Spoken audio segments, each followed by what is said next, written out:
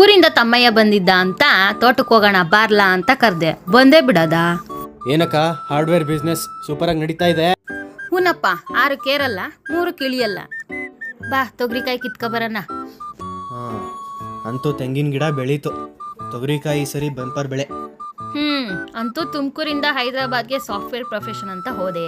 ಹೇಗಿದೆ ಕೆಲಸ ಏನೋ ಚೆನ್ನಾಗಿದೆ, ಆದರೆ ಅದಕ್ಕೂ ರಿಸೈನ್ ಮಾಡಿ ಒಂದು ನಿಮ್ಮ ಥರನೇ ಹಾರ್ಡ್ವೇರ್ ಬಿಸ್ನೆಸ್ ಸ್ಟಾರ್ಟ್ ಮಾಡೋಣ ಅಂತ ಅನ್ಕೊಂಡಿದ್ದೀನಿ. ಸರಿ ಬಾ, 1-2 ಹುಲ್ಲೆ ತಕ್ಕಂಗೆ ಮಾತಾಡ್ಕೊಂಡು. ನೋಡ್ತಮ್ಮಯ್ಯ, ಒಂದು ಕಿವಿ ಮಾತು, ಬಿಸ್ನೆಸ್ ಮಾಡೋದು ತಪ್ಪಲ್ಲ, ಆದರೆ ಮಗ AC ರೂಮಲ್ಲೇ ಕೆಲಸ ಮಾಡಲಿ, AC ರೂಮಲ್ಲೇ ಚೆನ್ನಾಗಿರ್ಲಿ ಅಂತ ಅಷ್ಟು ಕಷ್ಟಪಟ್ಟು ಓದಿಸಿದ್ರಲ್ಲ, ಅದ್ರ ಕತೆ ಏನು?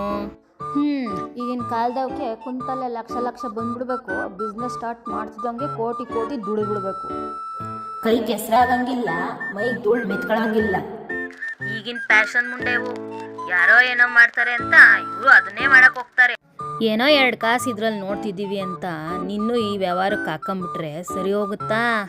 ವ್ಯವಹಾರ ಅಂದರೆ ಎದುರುಗಡೆ ನಿಂತು ನೋಡ್ದಂಗಲ್ಲ, ಬೈಸೆಪ್ಸ್ ಮಾಡ್ದಂಗಲ್ಲಪ್ಪ. ಇವತ್ತಿನ ಕಾಲದಲ್ಲಿ ರ್ಯಾಂಕ್ ಬಂದಿರೋ ಮಕ್ಕಳಿಗೆ ಕೆಲಸ ಇಲ್ಲ. ಹೆಂಗೋ ದೇವ್ರೊಂದು ಕೆಲಸ ಕೊಟ್ಟವನೇ, ಅಚ್ಚುಕಟ್ಟಾಗಿ ಮಾಡ್ಕೊಂಡು ಹೋಗೋದು ಕಲಿ.